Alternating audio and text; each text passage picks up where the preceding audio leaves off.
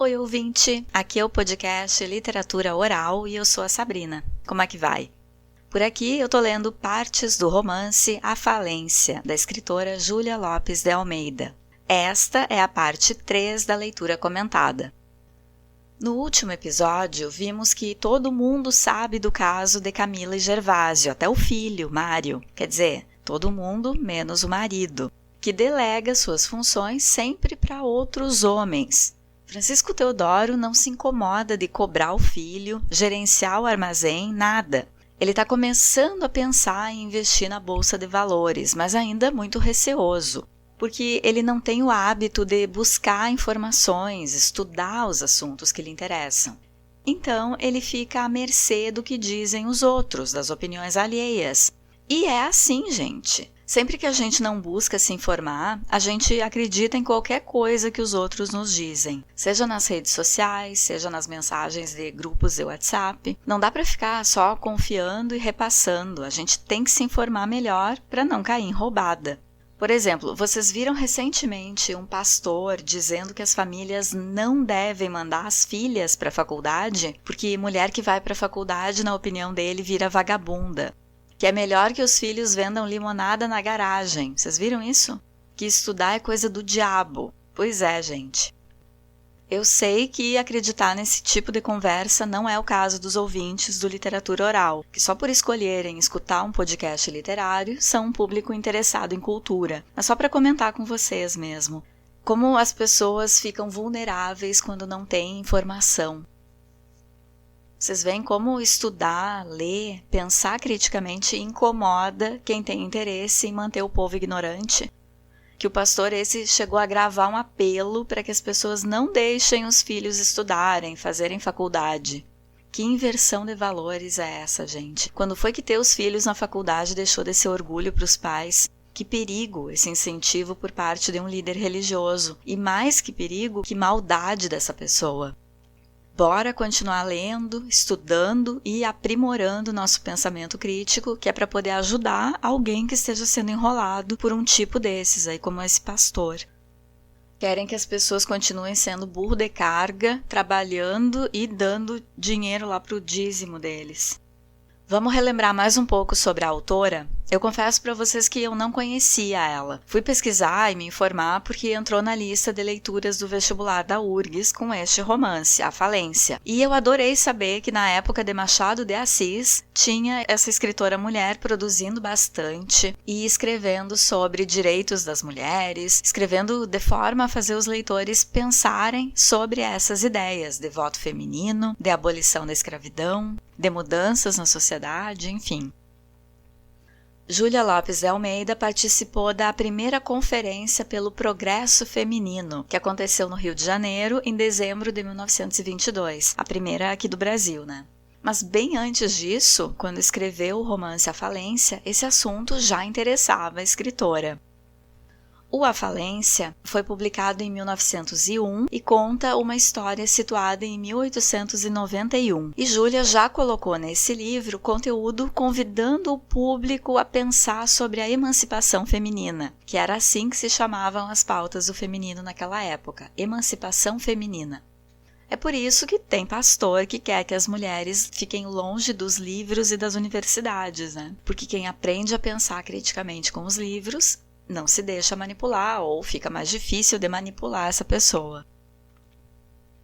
O romance tem as personagens Ruth e Catarina como representantes de outro jeito de pensar, questionadoras do papel da mulher na sociedade. E isso era a autora, fazendo o leitor pensar a respeito. Para fazer isso, ela coloca as opiniões conservadoras, que dizem que mulher tem que ficar em casa, cuidando do marido e dos filhos. Essas opiniões ela coloca na boca da personagem associada ao passado e às ideias ultrapassadas, que é Francisco Teodoro.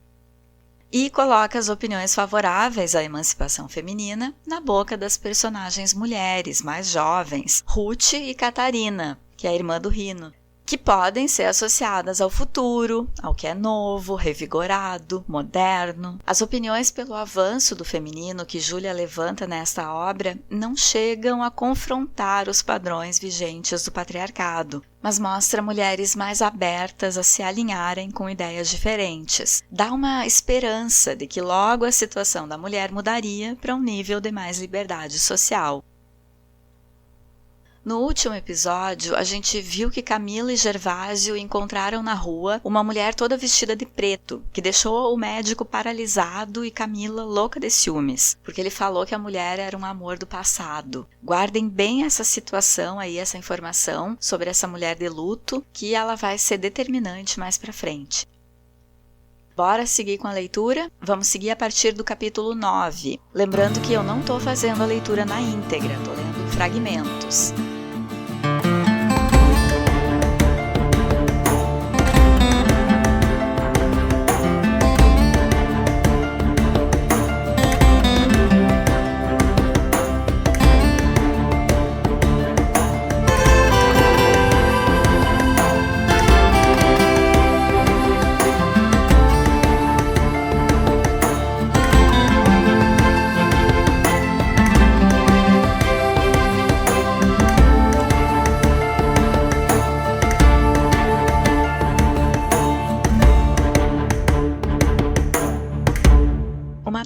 Mário entrava na sala de jantar quando viu o Dr. Gervásio à mesa, então tornou a sair, sem dizer uma palavra. Mila sentiu o coração parar-lhe no peito. Teodoro não ligou importância ao caso. Para ele, o filho voltara a buscar algum objeto esquecido. E tão entusiasmado estava a falar em negócios que só para a sobremesa disse espantado: "É verdade, e o Mário? Então o Mário não voltou? Vou ver isso." Teodoro levantou-se. Calaram-se todos, como se o mesmo fio de desconfiança os ligasse entre si. Camila tremeu. Que diria o filho? Como ouviria o pai? Tinha chegado a hora do marido saber tudo, e pelo Mário. Dr. Gervásio compreendeu-a e tentava sossegá-la de longe, com um olhar firme de confiança, certo de que nada vale antecipar tristezas. E, para afastar preocupações, falou de alegrias. Anunciavam-se festas, abria-se uma exposição de pintura excelente e comentavam-se os brios de um tenor novo para o lírico. Ele sentia que sua voz soava falso, ninguém o ouvia, nem ele mesmo, que apesar da calma aparente, dizia aquelas palavras pensando em escutar outras que viessem de fora, como raios, fulminando tudo.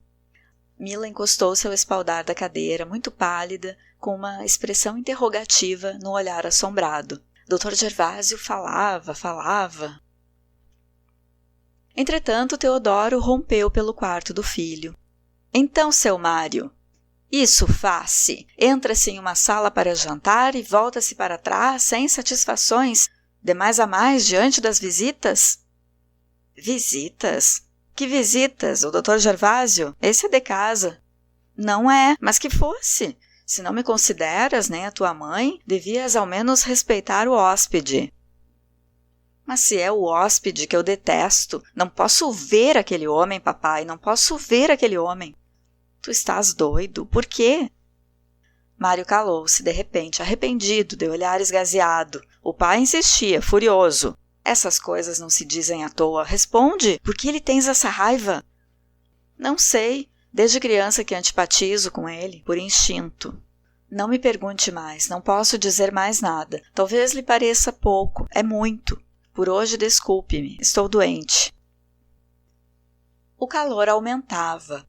Houve roncar de trovoada ao longe. Quer Deus Nosso Senhor que eu vá embora, disse o médico. Sim, é prudente, nós vamos ter chuva, respondeu Teodoro, consultando o céu. E chuva de arrasar. Camila ordenou a Ruth que descesse e fosse dentro buscar o chapéu do médico. Despediram-se. Quando Teodoro entrou em casa, perguntou a Noca. Seu Mário? Seu Mário saiu. Eu já esperava isso mesmo, mas ele me paga. Camila e Nina entreolharam-se com ligeiro susto. Seguiram caladas para a saleta, onde costumavam passar o serão. Mal se sentaram, Mila impacientou-se. Pelas 10 horas, Francisco Teodoro chamou de novo a mulata. Seu Mário? Ele ainda não voltou. Está direito. Você vá lá embaixo botar a tranca na porta. Quando ele vier, mesmo que bata, não abrem. Percebeu? Percebi, sim, senhor. Agora chame o Dionísio.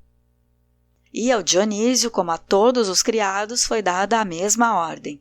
Mila levantara os olhos do livro que estava lendo. Nina picava os dedos com a agulha, mal acertando com a costura. Teodoro voltou-se para elas. Nos tempos antigos não havia chaves e trinco. Os filhos deitavam-se à mesma hora que os pais. Saíam pelas janelas, murmurou Camila. Pois sim. E se chover, a noite está tão feia. Que volte para trás, não venha a pé. Mas como despede o Tílburi ao portão, terá de voltar a pé e debaixo d'água. Pois que apanhe chuva se chover, exclamou Teodoro fora de si. Ou raios, se caírem raios. Senhora, isto então é vida? É a mocidade. Já me tardava, muito obrigado. Eu pude passar a minha dobrado em 2 ao peso do trabalho, e o senhor meu filho só sabe gastar o que juntei com o suor do meu rosto. Ele não tem a mesma saúde, Mário é fraco. Mais uma razão. Basta, resolvi, acabou-se. Daqui em diante, ou o rapaz me entra em casa a horas convenientes, ou que vá dormir para o diabo. Camila olhou com desprezo para o marido, enojada daquela fúria. Quis replicar, mas veio-lhe de repente um grande medo de que Francisco Teodoro a fizesse de novo intermediária das suas ameaças, e fugiu da sala para não responder, batendo com a porta num desespero.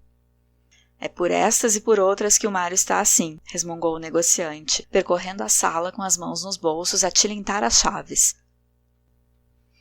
Fecharam-se as janelas. A tempestade aí estava. Quando rezava para dormir, Noca teve um estremecimento. Uma coruja passou cantando rente ao beiral do telhado. Quem não se deitou foi a Nina. Sozinha, no seu quarto estreito, abriu a janela e debruçou-se para o jardim, sondando a rua através do arvoredo. Só ficou o vento, cada vez mais forte, uivando. Agora não parava, enchia tudo com o seu sopro formidável. Nina expunha a cabeça nua ao açoite da tormenta, enervada pela fixidez da sua ideia. Entretanto, sabia, o Mário não merecia aquilo, não a amaria nunca. Havia uns 15 anos já que ela morava naquela casa, levada pelo pai, o Joca. Era então muito enfesada, apesar dos seus 10 anos. Entrara para ali como poderia ter entrado para um asilo qualquer, para ter cama e pão. Não ignorava isso, lembrava-se de tudo. Era obrigada mesmo a meditar no passado mais do que queria. Não conhecera a mãe, e em frente à mudez da treva, pensava nela como se tivera visto. Não compreendia por que rejeitavam o seu coração amoroso. Nem mãe na infância, nem noivo na mocidade. Que triunfo! Sabia pelos outros que a mãe fora uma mulher de má vida e de baixa classe, mais nada. E não era pouco. Criara desde o primeiro ano a avó paterna, Dona Emília, sem muitos agasalhos, porque o dinheiro era escasso e a paciência já não era nenhuma. Por causa disso, aprendera depressa todos os serviços caseiros. Era a copeira da família, e aos 9 anos já não se atrapalhava quando tinha de pôr uma panela de arroz ou de feijão no fogo. Lá teria ficado sempre em Sergipe, se o Joca não se tivesse casado com uma viúva, carregada de filhos e que não podia ver a enteada diante de si, sempre as antipatias. Não era para tornar má uma criatura? Lembrava-se de que não fora também acolhida com entusiasmo na casa de Francisco Teodoro. Ao princípio, amedrontada, Nina procurara a companhia dos criados, de preferência a da família, habituada aos serviços grosseiros e às palavras brutas, com o seu ar de cãozinho batido. Toda a gente tomava isso como o mais claro indício dos instintos baixos. Aquilo era o traço da lama que ela trazia da mãe e que arrastaria pela vida fora. Habilidosamente, Noca aproveitou-a para entreter Ruth, que dava então seus primeiros passos. E nesse mister a menina revelou a doçura do seu caráter e o engenho do seu espírito. Ruth, em poucos dias, preferia aos outros, atirando-lhe ao pescoço magrinho e pálido os seus 2 bracinhos redondos. Aquela conquista foi uma glória para Nina. O amor de alguém nascia para ela, como a luz para um cego, e sentia nos beijos cor-de-rosa da criança gorda e bem tratada o aroma da vida, que até então ela só parecia ter espreitado de longe. Mário era, nesse tempo, um rapazinho de 5 anos, alto e forte para a idade, muito lindo, arrojado e pouco amável para ela. Abusando da sua força e da sua posição de preferido, trazia-a fascinada, pronta a ceder às suas vontades absurdas. De todas as pessoas, uma das mais indignadas contra a adoção de Nina em casa de Teodoro fora Dona Joana, para quem a menina cheirava a pecado, e era uma blasfêmia viva aos preceitos da moral religiosa. Para essa classe há os asilos, afirmava ela. As plantas daninhas não são para os canteiros de violetas. A caridade faz hospícios, orfanatos, rodas, onde se apuram e aperfeiçoam os filhos da impureza e da vergonha. Mas agasalhar no seio honesto um animal desconhecido era exporem-se a um veneno de efeitos imprevistos. Mila não repelia a ideia, cheia de indignação pela origem da sobrinha. Entretanto, a coitada ia pouco a pouco conquistando as boas graças de todos, devagar, pela sua docilidade e o seu préstimo. Apesar de miúda e de pálida, ninguém a via doente. Tinha os músculos flexíveis como o gênio. Aos 12 anos conservava o seu ar estúpido e humilde. Não conhecia uma letra, mas ensinava as criadas novas a varrerem a casa e a porem à mesa com perfeição. Como o Mário lhe batesse um dia com os arreios do seu cavalo de pau, Francisco Teodoro resolveu pô-la em um colégio de pensionista, recomendando uma instrução prática, nada ornamental. O colégio fora o seu melhor tempo. Do pai não sabia senão de longe em longe, quando ele participava a irmã o nascimento de mais um filho, com umas lembranças murchas para ela no fim da carta. Ao princípio, a ideia daquele irmão, que não veria talvez nunca, sensibilizava. Depois deixou de pensar nisso. Para quê? Foi só depois de mulher que Nina começou a amar a mãe, amor ignorado por todos e que ela cultivava como um segredo caro. Sondai bem o coração mais puro, que lá no fundo achareis um mistério, alguma coisa que existe que se nega, ou porque faça corar, ou porque faça sofrer. Nina tinha vexame de perguntar pela mãe e ardia em desejos de saber dela. Onde estaria essa mulher repudiada? Ninguém lhe dizia. Assim, ora a imaginava na sepultura, e era a ideia mais consoladora. Ora regenerada, mas sozinha. Ora em um desses recantos negros da cidade, já velha e ainda atolada no vício, batida, escarnecida, miserável.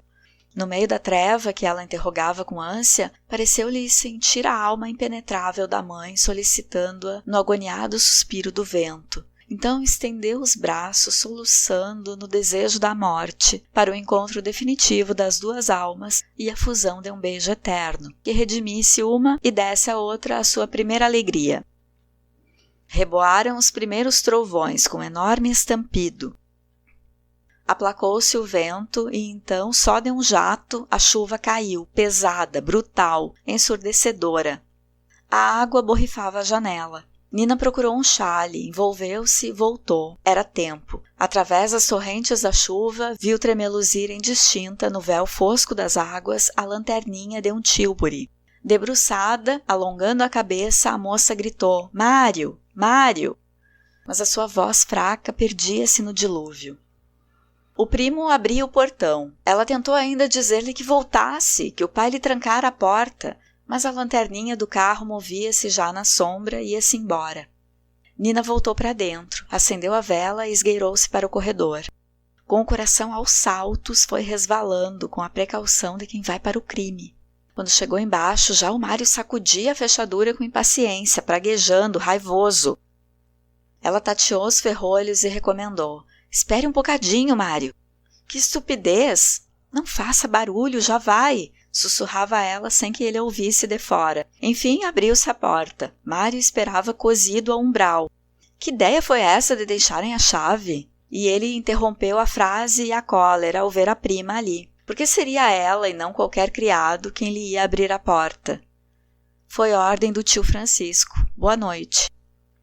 Nina quis subir logo, mas uma lufada de vento obrigou a proteger a chama da vela com a mão, e com o gesto desprendeu-se-lhe uma ponta do chale que a envolvia. Na meia escuridade do vestíbulo, Mário percebeu-lhe a doçura do ombro nu, pequeno, redondo, um pouco de carne virginal, guardada até aí em um recato que nem o baile afugentara nunca. E já ele não viu senão a pureza daquele ombro acetinado, saindo do meio das lãs, como um desafio aos seus sentidos, num assalto impúdico e voluptuoso. Acudiu-lhe então a ideia perversa de haver um propósito malicioso naquela história. Não lhe afirmara Noca tantas e tantas vezes que a prima o amava? A filha da mulher de má vida aí estava agora como devia ser, livre de hipocrisias. Mário estendeu-lhe os braços. Nina compreendeu. Uma onda de sangue subiu-lhe ao rosto, segurou o xale com força e subiu correndo.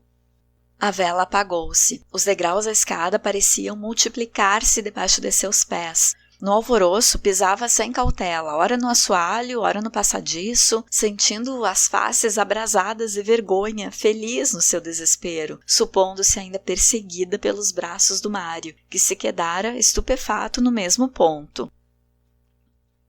Com as mãos estendidas, apalpava a escuridão, ouvindo só o estrondo da chuva, compacta, sempre igual. Temia que o primo a perseguisse e não se atrevia a voltar a cabeça para não esbarrar com ele, ali mesmo, junto aos seus calcanhares.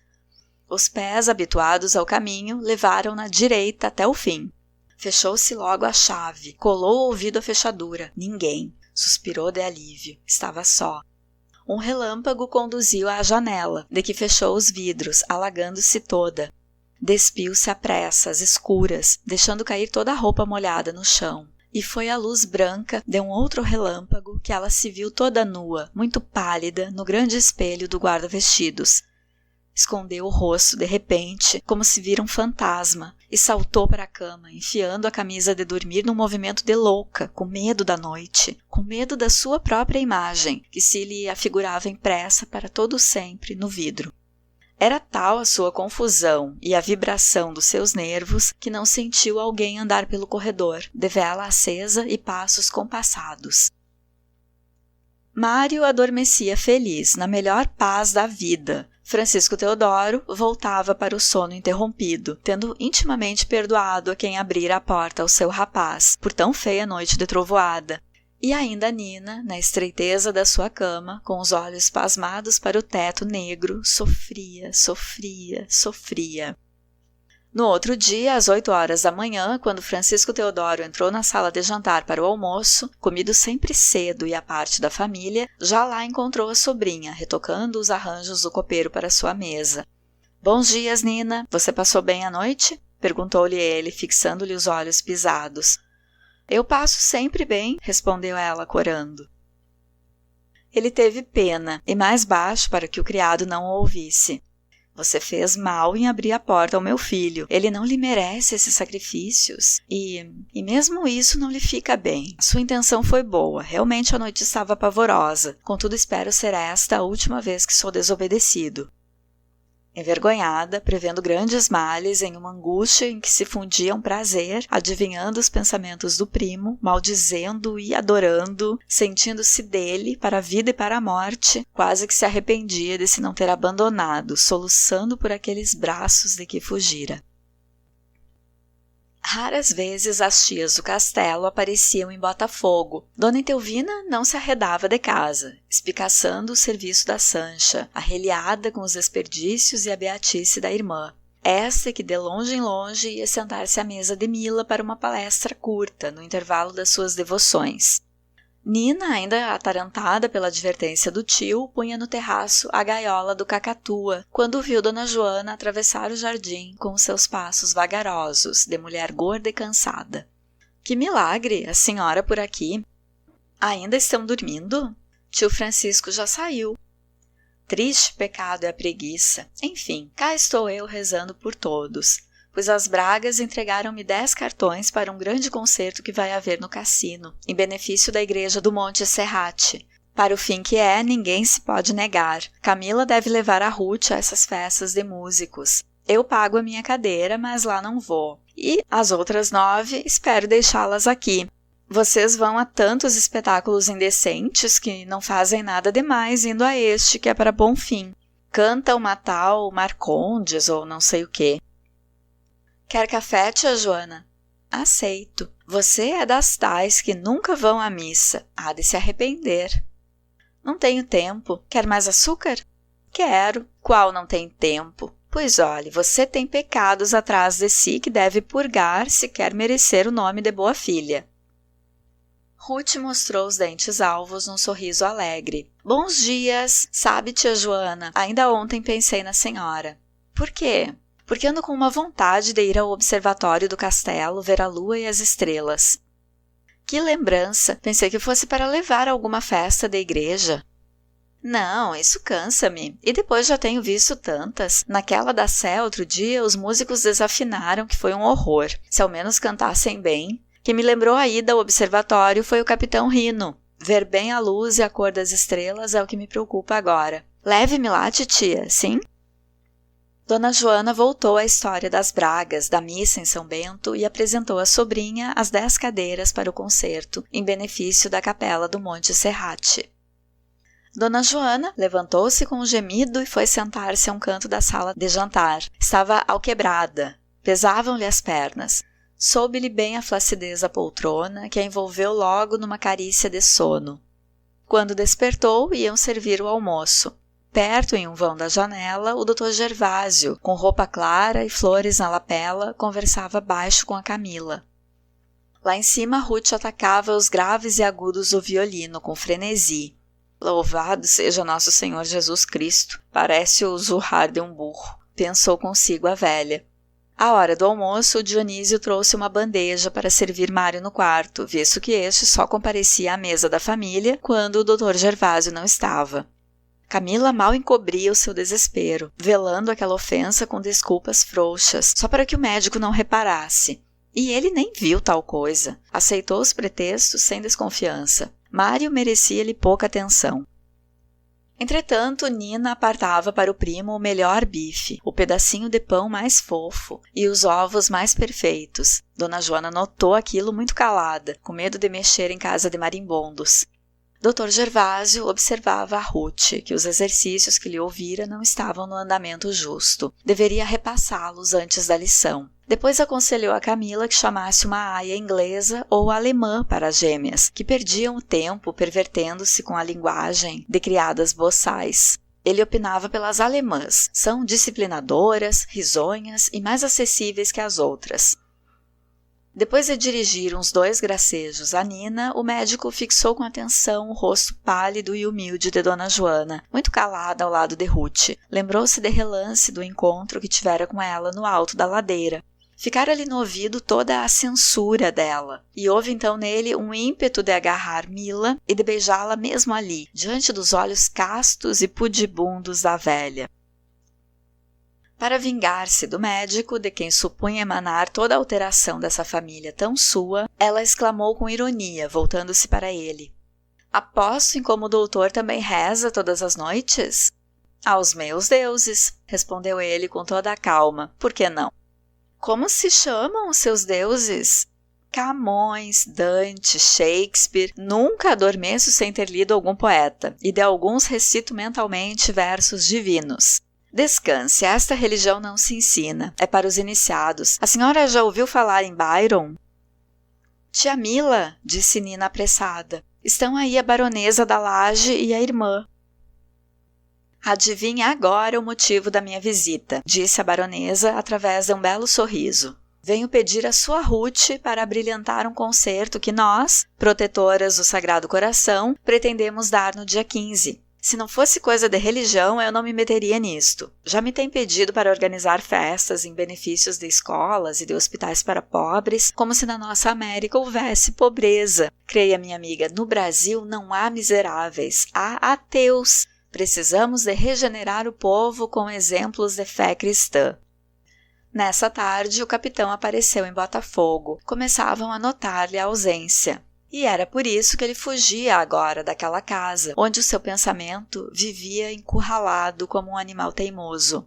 O seu amor por Camila crescia à proporção que ele se abstinha de a procurar, ou que se via maltratado por ela. Não achava explicação para aquela mudança, não a recebera ele no seu navio como uma princesa. Francisco Teodoro levou o amigo, o Inocêncio Braga, oferecendo-lhe uma cadeira ao pé da sua. Francisco Teodoro abria os ouvidos às palavras do outro, em quem pressentia o desejo arrojado de grandes voos. sabia o tão inteligente quanto esperto, de uma atividade febril e fecunda. Esperava que aquela entrevista fosse para lhe pedir o nome e o capital para qualquer empresa. Por isso, ele fez entrar o Inocêncio para o escritório, onde mal chegava o eco das correrias das pequenas. Sem preâmbulos, o outro atacou o assunto com a altivez de quem não pede, mas oferece favores. Lembrei-me de organizarmos aqui no Rio um grande sindicato de café.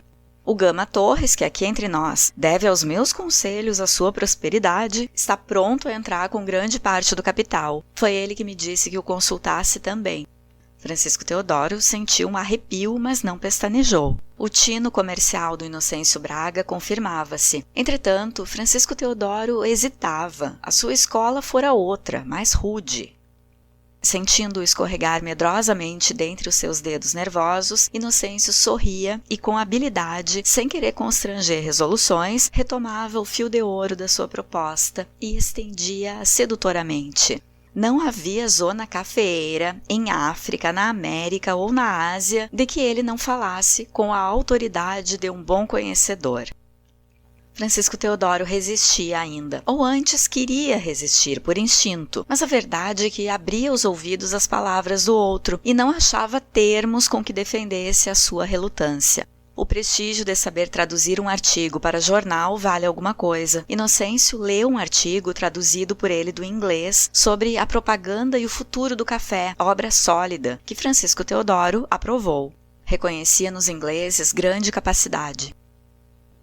Nessa noite, Francisco Teodoro mal pôde dormir. O seu pensamento girava, como os tempos eram outros. Percebia a razão do Inocêncio. O comércio do Rio já não tolerava o cansaço das obras lentas. A finura e a astúcia valiam mais do que os processos rudes e morosos do sistema antigo. Ah, se ele tivesse tido instrução! Lia ainda meio tonto quando Ruth entrou, com ar amuado. "Sabe uma coisa, papaizinho?" Não sei nada. Que temos?" "Uma desgraça." Francisco Teodoro levantou os olhos assustado. "Que dizes?" "Digo que a Nina faz anos hoje e que ninguém tem um presente para lhe dar. De mais a mais é domingo. Está tudo fechado." "Ah, então a desgraça é essa." "Sim, senhor. Ela não se esquece de ninguém. Não é justo que os outros, que podem mais, se esqueçam dela." "Ora, não lhe falta nada." "A mim parece-me que lhe falta tudo. Quando qualquer de nós faz anos, o senhor dá uma festa e mamãe arranja surpresas. Ela é como se fosse outra filha. Foi uma maçada eu não ter me lembrado ontem. Ela não tem chapéu." "Bom, promete-lhe o chapéu." "Só? Parece-te que temos sido ingratos para com ela?" Já toda a família os esperava na sala de jantar. O Dr. Gervásio faltara, por isso o Mário se dignara a aparecer.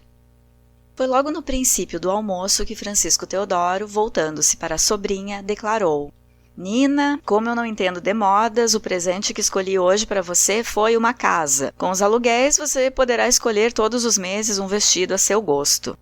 A moça, que fazia nesse momento os pratos de Raquel e de Lia, estacou com os olhos esbugalhados. Riram-se do seu espanto e fizeram-lhe a saúde. Ela começou a chorar. "Homem, não foi para ver chorar que eu disse o que disse. De maneiras que você..." Mas Francisco Teodoro tinha também os olhos luminosos. Camila aplaudiu a ideia e tocaram os copos comovidos. Depois o negociante disse que levaria a sobrinha no dia seguinte ao tabelião para a transferência da propriedade e acrescentou: "A casa não é grande, mas é nova e bonitinha." O Palacete Teodoro preparava-se para o baile. Desde manhã até à tarde era uma invasão de operários pelas salas e corredores. Varado de ar e de luz, repleto de gente estranha, o interior da casa perdera o aspecto de intimidade e de conforto, que torna o lar amorável e discreto. Ruth sentia a impressão de estar numa praça pública. O baile não a interessava, e aqueles preparativos irritavam-na. Tinha uma salvação: fugir para o fundo da chácara com seu violino e um romance qualquer. A música inebriava, o livro abria-lhe cismas, e não raro ela adormecia estirada no banco do caramanchão, numa das suas longas estiadas de preguiça, entre o violino e o livro abandonados. Os outros da família preocupavam-se com a festa. Camila ideava o esplendor do baile pensando muito em si. Reclamara da modiça um vestido com bordaduras luminosas, flores e asas espalmadas sobre tules, que dessem ao seu corpo o fulgor de um astro. O bulício produzia-lhe febre, anseio de chegar ao fim, de ver as suas salas repletas de vestidos de baile e de casacas voejando no redemoinho das danças. Outras preocupações iam se desvanecendo, substituindo, escorregando para o esquecimento. Que valia já a tal mulher de luto? Gervásio não provava com a sua assiduidade ser só dela? Talvez tivesse visto mal, quem sabe? A gente ilude-se tantas vezes. Ele agora demorava-se no palacete dias inteiros. Fora ele quem determinara a transformação de 2 alcovas inúteis em uma sala de música, em que essa aplicação fosse indicada por pinturas a fresco. Foi ele quem contratou artistas, quem escolheu mobílias novas e harmonizou o conjunto em todas as peças. Tudo que saía das suas mãos parecia a Camila perfeito. Nem a Noca nem a Nina sobrava tempo para descanso. Vigiavam tudo. As gêmeas, atiçadas pela balbúrdia, contentes com a novidade, atiravam-se por entre os utensílios dos enceradores e dos estofadores, rindo-se da desordem que provocavam. Mas Francisco Teodoro parecia mais satisfeito. Depois de um exame meditado, ele tinha resolvido. Aceitaria a proposta do Inocêncio, daquele trêfego Inocêncio tão perspicaz. Livre de uma preocupação que o enervava, tornou-se mais leve e mais risonho. Já tinha determinado as coisas. 1 mês depois do baile, a família partiria para Petrópolis, para o novo palacete que ali estava construindo e que, como costumava dizer, engolia dinheiro que nem um avestruz. Um belo dia, Ruth atravessava a sala de música para a escada, aflita por se ver ao ar livre, quando, relanceando o olhar pelas paredes, estacou surpreendida. De um fundo nebuloso de brancura opaca, surgiam róseos anjinhos nus, soprando em longos flautins de ouro. Fizeram-na estremecer. Era uma arte que se revelava aos seus olhos, como que um mistério que se esclarecia ao seu entendimento. Nunca pensara nisso. Os quadros que havia em casa vinham de fábricas. A máquina não produz almas, e só a alma impressiona e acorda instintos. Em pé, com o violino mal seguro nas mãos, Ruth concebia agora como se podia pintar um quadro. Não tendo já para onde fugir, Ruth pediu à mãe que a mandasse com a Noca para o castelo. Passaria 2 dias com as tias velhas. A tia Joana prometera-lhe histórias de santos e levá-la às igrejas e ao observatório para ver a lua e as estrelas. Era a ocasião. Quando Ruth entrou na casa das tias Rodrigues, Dona Itelvina contava no oratório os níqueis arrecadados pela irmã em esmolas para uma missa rezada. Ruth sentiu frio naquele casarão do castelo, de largas salas encebadas, sem cortinas, quase sem mobília, com papéis sujos nas paredes desguarnecidas. Mas a ideia de ir ao observatório tentava, e valia todos os sacrifícios. Ficaria. Quem lhe abriu a porta foi a Sancha, sempre de olhos inchados e a roupa em frangalhos. Mal deu com os olhos em Noca, a negrinha sorriu, perguntando pela sua encomenda. — Que encomenda, gente? — A senhora já se esqueceu, tornou a preta a meia voz. — O arsênico que eu pedi. — Ué, você está maluca? Eu já nem me lembrava disso. Tome o seu dinheiro. Não foi R$500 que você me deu? — Foi, mas eu não quero dinheiro, quero a outra coisa. Pra quê? Ora, veja só. Olhe que eu conto a Dona Itelvina, hein? A negrinha pôs as mãos em um gesto súplice. Não diga nada. Você é tola. A negrinha suspirou baixo e murmurou uma frase que não pôde ser ouvida, porque Dona Itelvina aparecera, de olhar desconfiado e narinas dilatadas, farejando mistérios. Daí a instantes, no canapé da sala, Ruth respondia ao longo questionário da tia. — O Dr. Gervásio ainda vai lá todos os dias? — Vai, sim, senhora. Diga-me uma coisa, Mário continua a fazer dívidas? — Não sei. Camila sai sozinha? — Às vezes sai. — Por que você não vai sempre com ela, hein? — Eu tenho que estudar. — Não fica bem uma senhora sair só. Ruth contemplou-a, estupefata. As más línguas falam. O Palácio de Petrópolis está pronto? — Está quase pronto. Nós vamos para lá este ano. — Em quantos contos está? — Não sei, não, senhora. O Dr. Gervásio vai também? — Acho que não. Quando se casa a Nina, ainda não haverá por lá alguém de olho? Pra Nina? Não, senhora. Seu pai não há de gastar pouco agora para este baile, hein? Diz que estão reformando tudo, é verdade? Inocentemente, Ruth contou o que se passava em casa. A intervenção do médico na escolha dos aparatos, as cores do toldo do cetim do terraço, as pinturas da sala de música. Nessa noite teve de sujeitar-se a dormir com a tia Joana. Lembrando-se das pernas inchadas da velha, teve um arrepio e saudades do seu leito branco coberto de filós delicados. A tia mexia-se, benzia todo o quarto, rezava a meia voz, sacudia a roupa que toda cheirava a incenso e com a vigília da velhice perturbava o sono da menina. Foi no meio do silêncio da casa que irromperam de repente lá do fundo uns gritos lancinantes. Ruth sentou-se na cama com os olhos arregalados. — Que é isso, tia Joana? — Não é nada, há de ser a maninha batendo na Sancha. — Meu Deus! Não é nada, dorme, minha filha. Ruth, em fraldas de camisa, de pernas nuas, saltou para o chão com um movimento de cólera e saiu para a sala de jantar. Já não havia luz. Guiada por uma claridade frouxa do fim do corredor, correu para a cozinha, onde a dona Etelvina surrava a pequena com uma vara de marmeleiro. A negrinha mal se livrava, com os braços tapando o rosto e abaixando a cabeça. Ruth saltou para o meio do grupo e segurou a vara que ia descaindo sobre a carapinha da outra. — Isso não se faz, tia Etelvina, isso não se faz! Gritou ela com ímpeto, crescendo para a tia, que estacara boquiaberta. — Você não tem nada com o que eu faço. Este diabo botou de propósito gordura na água do meu banho. Eu sei por que dou. Ela merece. Ruth, vá dormir. — Não vou. Mande a Sancha deitar-se primeiro. A senhora não tem coração? A negrinha tinha se refugiado a um canto, perto do fogão, e exagerava as dores, torcendo-se toda, amparada pela compaixão da Ruth.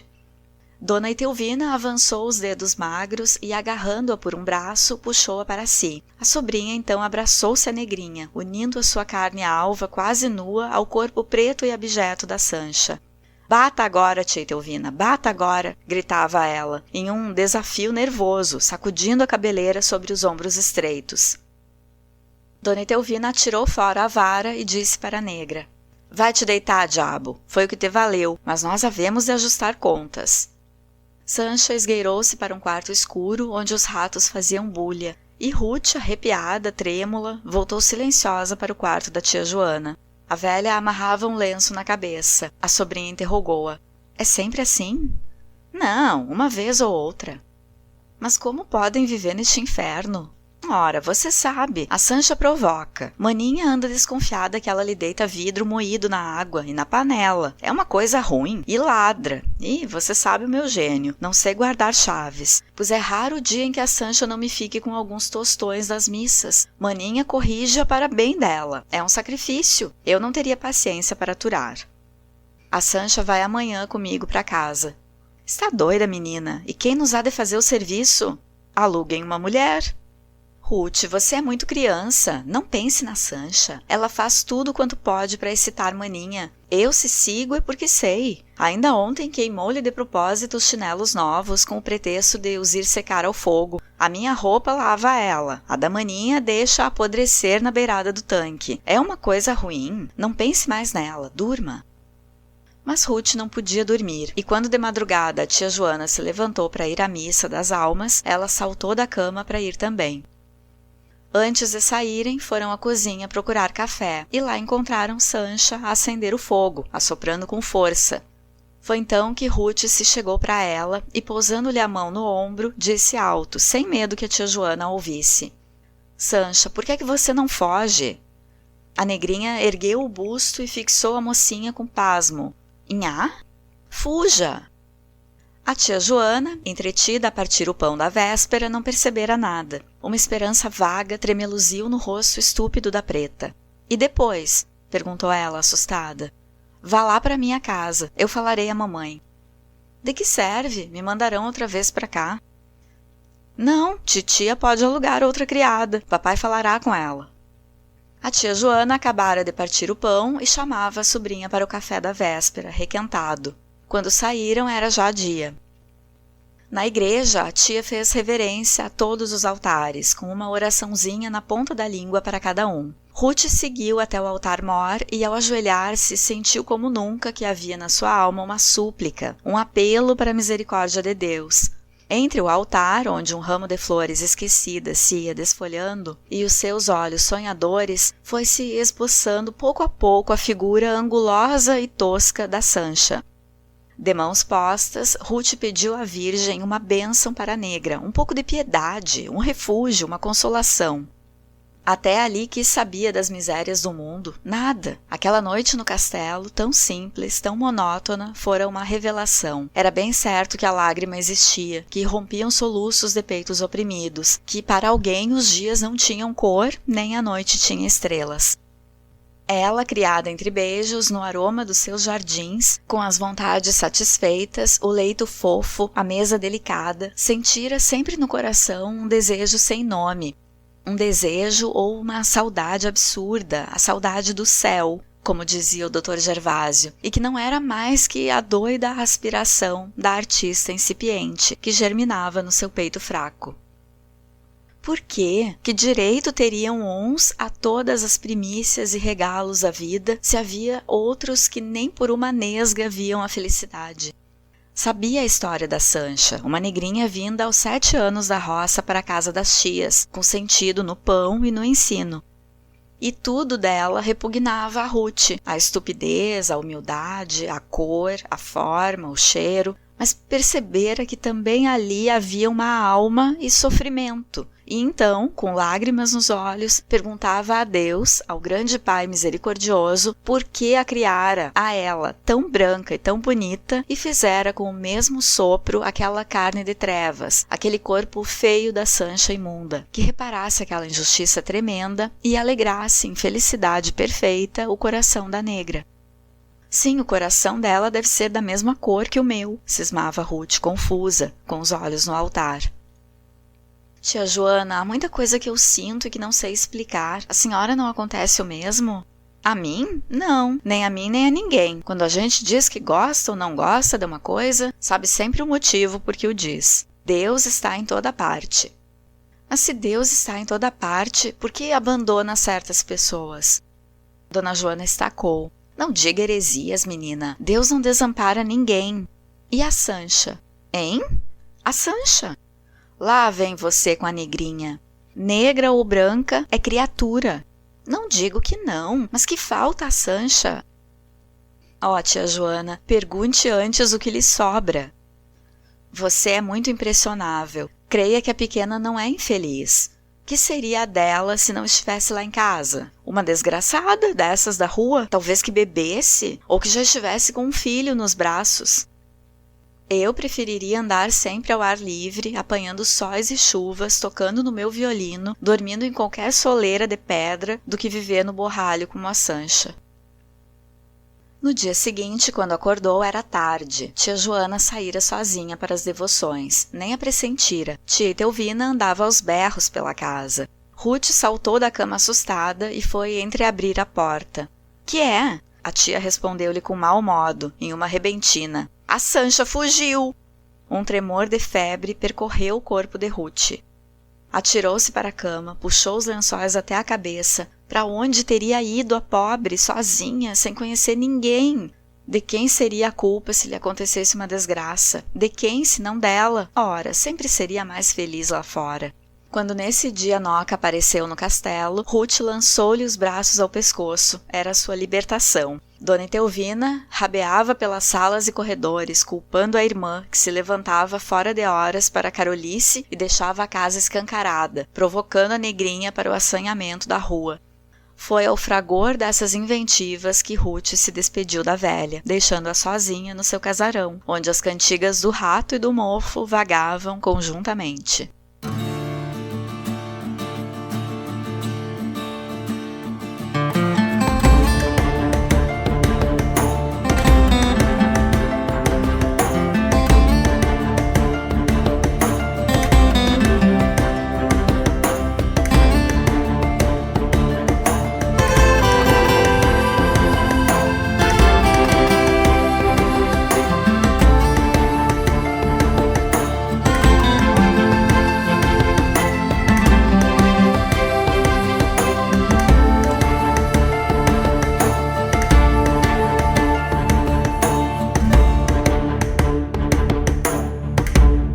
leitura de hoje, passamos da metade do romance. Vimos a hipocrisia da tia Joana, que vive na igreja, passa o dia rezando, mas foi contra o acolhimento de Nina na casa dos tios quando ela era criança. Adianta passar rezando bastante e não praticar a bondade? A personagem Joana representa a hipocrisia de quem vive a religiosidade em teoria somente, como é o caso do pastor que eu citei no início, que não quer que os filhos dos pobres vão para a faculdade. E o pensamento da baronesa, de que no Brasil não há pobreza. A negação da pobreza, a negação do racismo ou a negação dos problemas sociais no geral são uma forma de invisibilizar essas questões. Em diminuir, dizer que não há por que jogar luz sobre esses problemas sociais. Só que fingir que os problemas são invisíveis não faz com que eles deixem de existir. Essa é uma tática usada até hoje por setores que não querem se ocupar de questões sociais. O ex-presidente Bolsonaro usava muito. Lembram dele dizer que no Brasil não existe fome? Que ninguém passa fome aqui? Fazia isso porque não queria se ocupar de políticas públicas, que fossem ajudar as pessoas a sair da pobreza, por exemplo. Durante o governo dele, aumentou a quantidade de pessoas em situação de miséria, precisando comprar carcaça para fazer sopa, pé de galinha, osso. Vocês lembram de ver reportagens com isso? Quando começou a pandemia de Covid também, dizia que era só uma gripezinha. Então, que a negação é um jeitinho dos poderosos de desmerecer os problemas sociais do país, maldosamente, hipocritamente. No capítulo 11, a gente tem a primeira menção à escassez de dinheiro no armazém de Francisco Teodoro. E no capítulo 12 tem a proposta de um amigo, o Inocêncio Braga, que ele julgava super inteligente, uma proposta para abrir um sindicato do café. Claro que o Francisco Teodoro tem que entrar com capital, né, para abrir esse sindicato. Braga diz que quem teve a ideia de convidar Teodoro é o Gama Torres, que é aquele vizinho de armazém que fez fortuna de uma hora para outra. E isso convence Francisco Teodoro, porque ele acha que está ficando para trás nos negócios. A crítica aqui é o perigo de quem não se informa, não se prepara, ficar vítima da opinião dos outros. Teodoro é personagem que conquistou o dinheiro a partir de trabalho braçal, não intelectual. Quando a sociedade muda e o fazer dinheiro passa por precisar saber, especular, investir, é preciso ter informação sobre essas práticas. Como ele não é acostumado a usar a cabeça para fazer negócios, fica dependendo de acreditar nos que se informam sobre as novidades. Nessa parte, o romance de Júlia Lopes de Almeida está fazendo menção aos primórdios da Bolsa de Valores brasileira. Vocês sabem quando começou esse tipo de negócio no Brasil? Foi em 1890. Como a história de A Falência acontece em 1891, um ano depois, faz sentido que ainda fosse uma novidade para esse comerciante de café, que é o protagonista Francisco Teodoro. Essa primeira Bolsa de Valores brasileira foi fundada em São Paulo com o nome Bolsa Livre. Foi a origem da atual Bolsa de Valores de São Paulo, Bovespa. A ligação desse escritório, que comercializa capitais, com o mercado do café era total, tanto que em 1934 a Bolsa, daí com o nome Bolsa de Fundos Públicos de São Paulo, vai se instalar em um prédio chamado Palácio do Café, no centro da capital paulista. O romance A Falência nos chama a pensar sobre as questões do feminino e da escravidão, que tinha acabado em teoria. Ruth destoa das outras personagens pelo senso de justiça social. Ela é jovem, sensível às artes e parece representar a esperança de uma geração de brasileiros melhores. Uma esperança que talvez Júlia Lopes de Almeida tivesse no futuro do Brasil. É interessante que a empatia dela com Sancha acontece mesmo Ruth tendo noção das diferenças entre as duas, das diferenças de oportunidades mesmo. É muito fácil ser empático com quem a gente acha parecido com a gente, né? O desafio é se colocar no lugar de quem não tem nada em comum com a gente. E me parece que essa é a intenção da escritora com a cena da Ruth, percebendo as diferenças entre ela e a Sancha, e ainda assim enxergando naquele corpo totalmente diferente um ser que merece tratamento digno. O romance tem várias expressões que usavam na época e que hoje nos soam como ofensivas para se referir a uma menina preta. Mas eu entendo que o objetivo da escritora é denunciar que meninas viviam em condição de escravidão, mesmo depois da abolição, em casas de família que as exploravam, como a casa lá das tias do castelo. A gente tem que ver também quando foi escrito, né, pessoal? Não dá para julgar as palavras da escritora Júlia Lopes de Almeida pelo que a gente tem de esclarecimento hoje. Com a personagem Sancha, Júlia denuncia também a falta de oportunidades para o povo preto recém-liberto, principalmente para as mulheres e para quem vinha do interior, onde tinha menos oportunidades de trabalho para os recém-libertos. Fazer a leitura desse romance hoje é um convite à reflexão, tanto desses fatos históricos, como do que foi que mudou de lá para cá em relação a preconceito, à justiça social. A gente sabe que até hoje existem pessoas mantidas como escravas, trabalhando em casas de família por anos, alienadas dos seus direitos. Por hoje, eu fico por aqui. Espero vocês no próximo episódio com a continuação da leitura comentada de A Falência, de Júlia Lopes de Almeida. Fiquem bem, um abraço!